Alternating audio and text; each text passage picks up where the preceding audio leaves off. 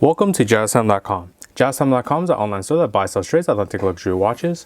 We make these videos so our customers can easily choose the best watch for themselves in the comfort of their own home. We offer the lowest prices anywhere online, and if you want to know the price of the watch, simply click on the links in the description below. We'd greatly appreciate it if you'll buy a watch from JazzTime.com once in a while. Today we'll be reviewing the Omega Seamaster Aqua Terra 150mm coaxial master chronometer. This is the reference number 220.52.41.21.03.001.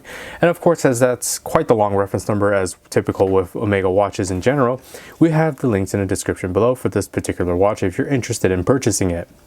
We'll be going over the dial, bezel, case, crown, strap, clasp, and we'll talk about the movement towards the end of the video. So jumping right into the dial, you can see very beautiful blue style dial. You can see this sort of sunbursting feature where you can see a sort of fanning of light from various highlights to a sort of shadowed region. And as you can see, as I tilt it around the light box, you can see that light sort of just rotate around that dial, so it captures light very beautifully. One thing to note about this particular design is you can see these horizontal lines that go across the dial, and it's actually supposed to be similar to the wooden flooring of a yacht or a sailboat, where you would have this sort of wood flooring patterning, but instead they decided to replicate it on the dial. So that's why we have this beautiful sort of horizontal lining that's symmetrical all throughout the center of the dial. I say through only the center, as if you can see, if I tilt it at an angle, you can see that it's actually raised. The dial is actually raised above just a little bit, above the sort of minute tracker at the very edge of the dial. You can see the minute indices and also every increments of 5 in Arabic numerals, just sort of pattern around the edge of the dial. The date window is at the 6 o'clock position. Of course, as you can see, there's no 6 o'clock marker there. It's just the date window. Still easy to read because it's in that white text that contrasts very nicely against the blue dial, as they opted to use the white also for the Seamaster name. The Omega name is kind of blacked out on my camera right now. It is actually in the Sedna rose gold, which is Omega's way of calling their version of rose gold. But as I tilt it towards the light, you can kind of see how that sort of illuminates as soon as it captures the light there. And at the 6 o'clock position, we have additional text in white as well that says coaxial master chronometer. All right, specifically for the the hour markers, I would say that they're index hour markers as typical for watches, but they're actually like sort of a triangular markers that point inward, landmarking of larger markers in various areas. But one thing to note about the markers is that they are luminous, meaning that these markers glow in the dark. Along with the hour hand, you can see just a sliver of white luminosity. And on the tips of the minute hand, as the minute hand has an arrowed tip, and the second hand as well. I'm actually going to show you how the luminosity works. So I'm going to go ahead and shut off the light in my light box here.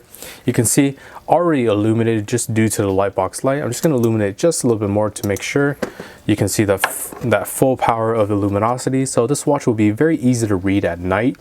You can see very it's a very bright luminosity of a blue luminescence, not a green luminescence, as they call this a super luminova technology specifically for the glow in the dark features. I believe it lasts for up to 8 hours at a sort of a full charge, meaning that you're going out and about in the sun and it's just constantly absorbing that light in order to get this luminosity. So let me just try to make it a little bit darker so you can kind of see the dial just blacked out with the luminosity nice and glowing there.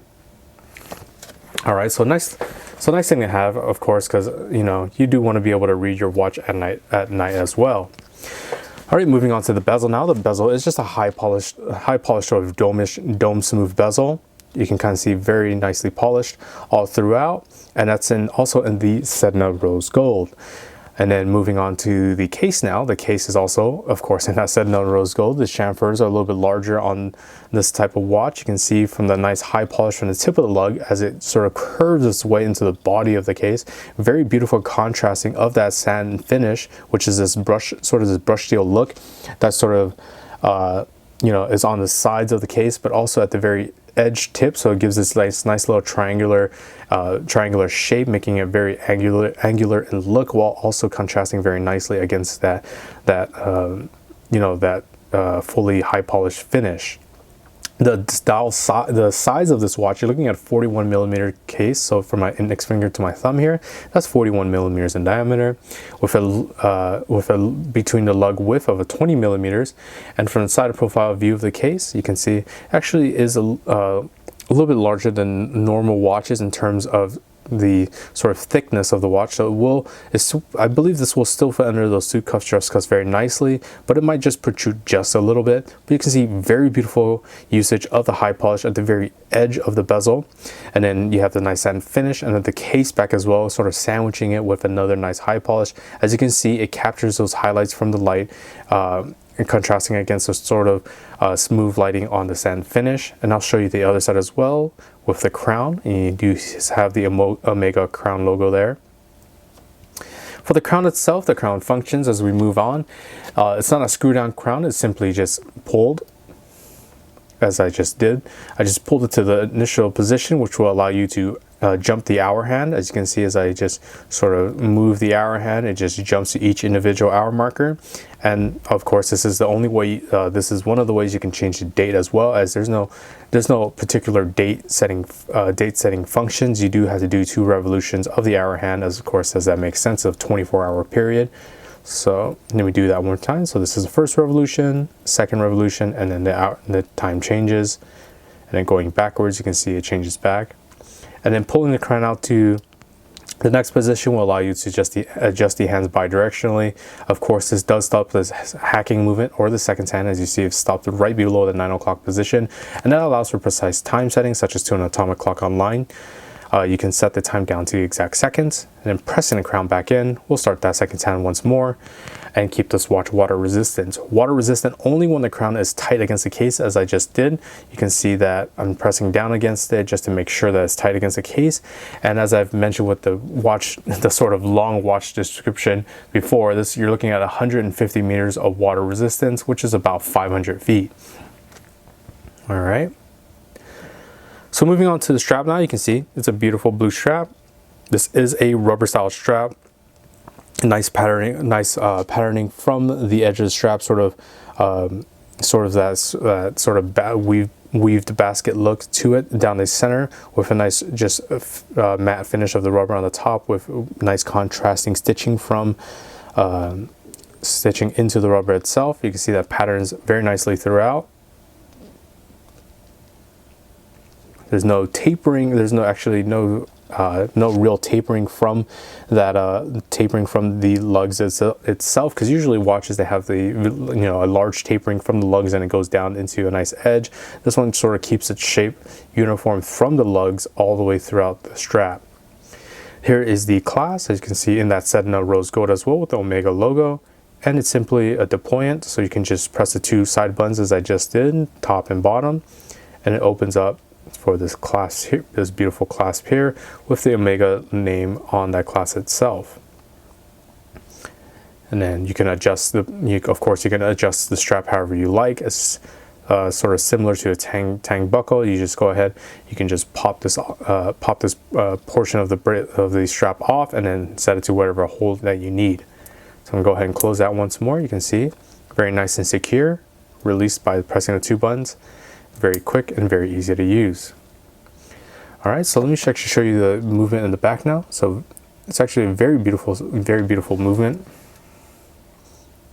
See if I get a good angle here. You can see very beautiful movement in the back here. The movement itself is a Omega Master chronometer caliber 8901. And of course, they have a certification standard. I believe it's by the Swiss Federal Institute of Meteorology. I'm not sure. I might be wrong. About that. But besides that, you can see it's a very beautiful movement. Okay, the movement. Besides that, I'm going to go ahead and try this watch on my wrist now, so you can take a quick look on how this watch looks on the wrist. So I'm going to go ahead and open that up. Hopefully I have it at the right setting here. Yep, that's perfect for me. Perfect for me. This is 2 clicks in, and you can see I still have a little bit of play there.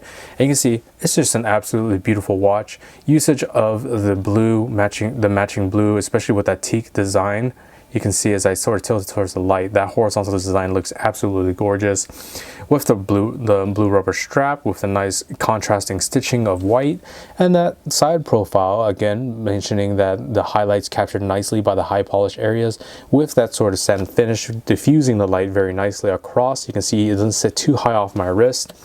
So if you're interested in this watch or any other watch for the lowest possible price, check out our website, jazztime.com. We have the lowest prices guaranteed. And if you liked the video, please like, comment, subscribe below. Thanks for watching. Hope to see you guys soon. If you want to find out more about the watch you just saw in the video, you can just click below on Show More to see the full description. Then you can check the link next to model as seen in video, click on it, and you will get to the proper page where you can see all the details. If you're watching on a mobile phone, you have to click on the arrow down on the right hand side below the video to see the full description. If you like this video, please give us a thumbs up. If you would like to share this video with your friends, you can use the share button below and share it on any platform you like. If you have questions, constructive feedback, want to tell us about some mistakes or misspeaks, just write a comment below. If you want to see more videos like this, you should subscribe to our channel and visit our channel page where you can find all the videos. And if you're interested in a specific watch brand, you can check out our playlists. If you want to check the price for a watch or want to buy one, remember at jazztime.com you always get a steep discount, so you should check the prices with us. If you want to know the price for a specific watch, just go to Google, type in JazzTime, plus the brand, model, and the details you're interested in, and Google will find the right page for you. Thank you for watching.